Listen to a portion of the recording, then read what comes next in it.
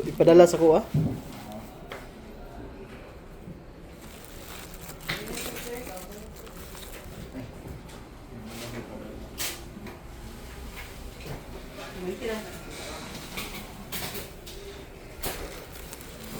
Padala na si mo. Mga kabuang ba? Buhi-buhi. Yawan. Akin. Tupay pang bayad ani? Tidak eh. Gapi ni siya. Albino blue topaz half moon. Mga rare man gud ni. Ano yung mag-breeding dito sa inyo? Dili, money i-breeding anay pa nako sa pohon. Dito sa inyo balay?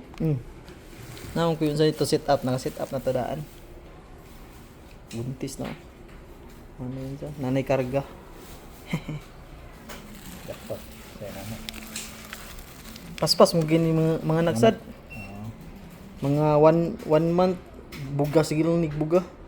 Pero ang problema mo gud ani nila gud kay naay uban nga nang dili bitaw parehas sa ilang dili bitaw angkop sa ilang mga pangalan. Panit inani, kalma ni siya kay dapat blue man ni siya. Albino blue topaz niya karon na may red wash. Kal na ni siya. Pero okay ra kay mo ra ni pet grade. Nga pet grade ba nga pang unsa lang Dili pang breeding na.